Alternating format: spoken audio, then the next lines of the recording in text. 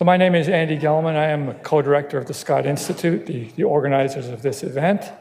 And I have the pleasure today of introducing our first speaker this afternoon, who is Mr. Rich Fitzgerald.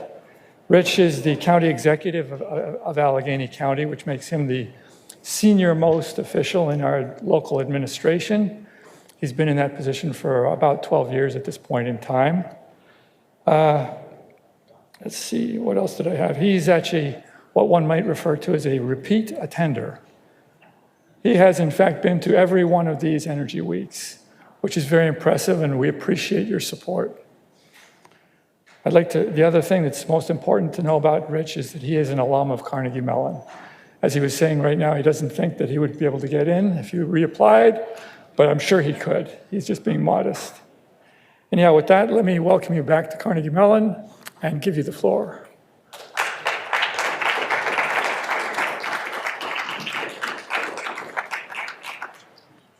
Thank you, Andy, and I am sure I would not get in these days, but they let me come back every year for this great event, and I really appreciate what CMU does in hosting this event because, back in the day when I was here, we were dealing with energy and energy savings and energy conservation, not so much climate change and the things that have occurred since then, but we know that energy and energy production and energy use is even more important now than it ever has been and will continue to be.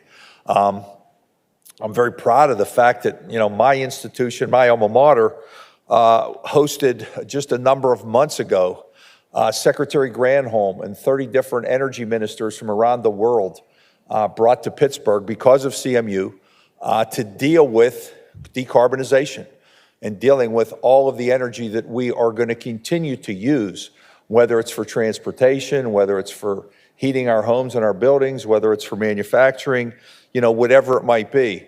And the one thing I do know that in the challenge that we have around, growing an economy and keeping jobs moving forward and giving people the quality of life that we all would like to see is it is going to take a great level of collaboration among all of us to do the things that we need to do. Government certainly is going to be a partner, from the federal government to state government to local government, but also the private sector, our great institutions of learning and research like Carnegie Mellon, our labor unions who we train to be able to do the things in manufacturing and construction and all the activities that we deal with, and ordinary citizens. We've all got to continue to learn and do things that we want to do. I have continued to use what I've learned at this great institution in government. I spent 30 years in the private sector before I took this job 12 years ago, or I should say before the people of Allegheny County had the good sense to elect an engineer to be the leader. No disrespect, Jake. I mean, nothing about lawyers and accountants, but I think what we get trained in as engineers is really how to solve problems, how to really look at things analytically and not just solve them in how you do it, but you have to do it within budget, within economics, and make things work. And, we in the county have tried to do a lot of these things as we have. One of the things that I've instituted is in the next year or two, our courthouse, our nursing homes, our jail, our office buildings, our parks will be off the grid. We will be producing our own energy using our rivers, a hydro plant, a hydroelectric plant that we're building at the Emsworth Lock and Dam. And I know the University of Pittsburgh is doing much of the same thing using the Highland Park Lock and Dam. We have 9 county parks, 12,000 acres. 2 of those parks, we're going to be producing our own energy to become net zero. And I know this institution and many other institutions, including the city, and you're going to hear from Deputy Mayor Pawlak in just a little bit, is doing the same thing. So from the government standpoint, we're going to be doing this. Industry is going to be doing this. The steel industry, the aluminum industry, the cement industry, the automotive industry, all working to become more energy efficient and to lower our carbon footprint, get rid of CO2 and methane. So we're going to continue to do these things, but it really is going to take the innovation that is developed here, the research and development that happens here at this great institution. I often say, you know, Pittsburgh's history was certainly built on steel. There's no question during the Industrial Revolution, what Pittsburgh became, you know, we built the world. We built the bridges and the skyscrapers and the rail lines and all the things that were done through wars and everything else. And Carnegie certainly had a great to deal with what we do, what we have, and what we live with here in Pittsburgh.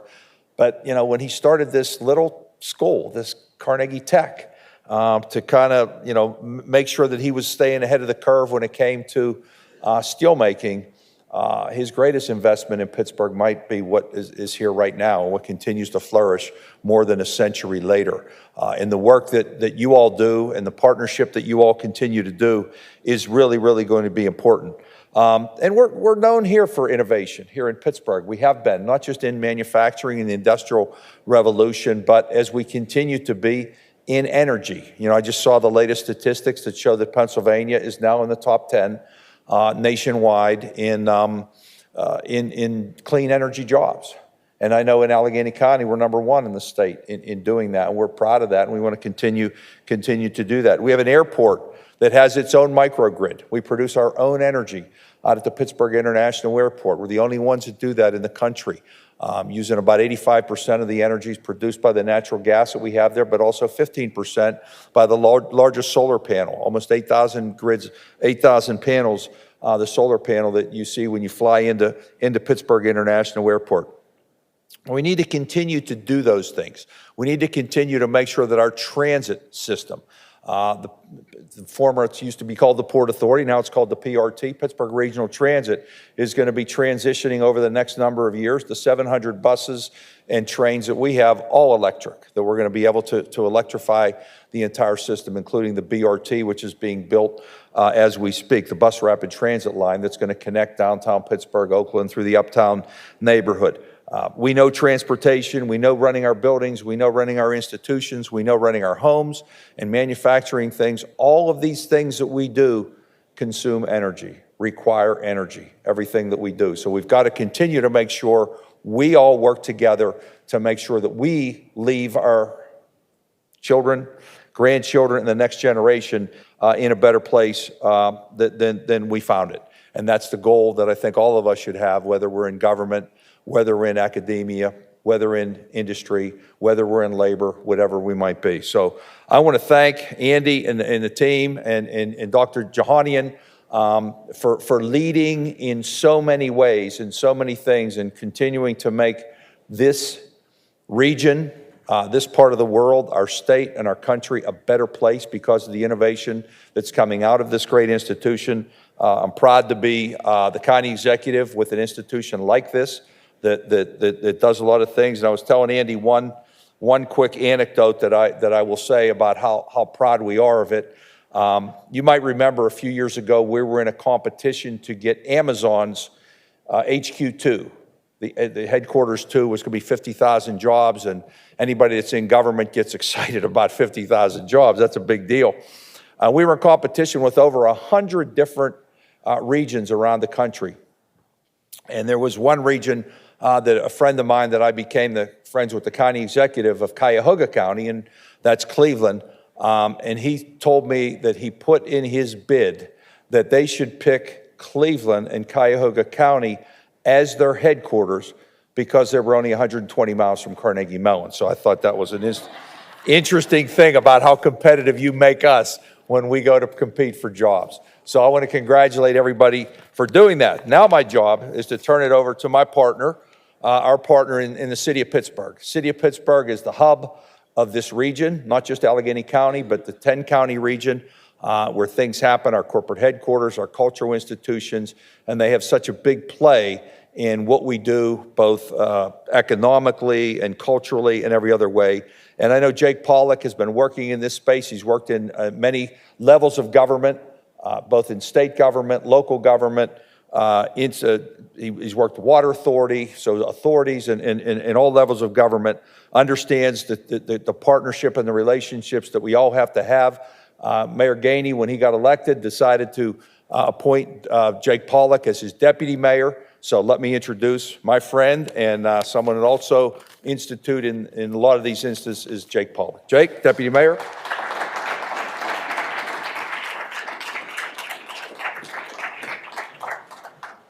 Thank you, Rich. I can say that my relationship to this institution and to this topic are nowhere near as robust as the county executives.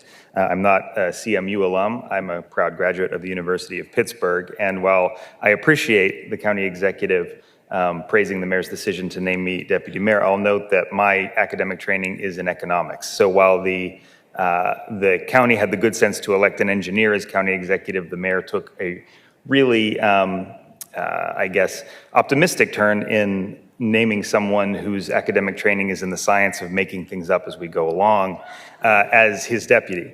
However, I'd like to underscore a couple of critical points that the county executive made, which I think are really important. First, I'd like to applaud Allegheny County under his leadership for the foresight in investing in renewable technologies and energy sources to support important county operations. As you heard him mention, Allegheny County Airport has one of the largest solar arrays in the region and in the Commonwealth of Pennsylvania, and the county is taking an extraordinarily important leadership role in the development of hydroelectric power in our region with their investment in a hydro plant to support county operations. And I'd like to stick with that topic.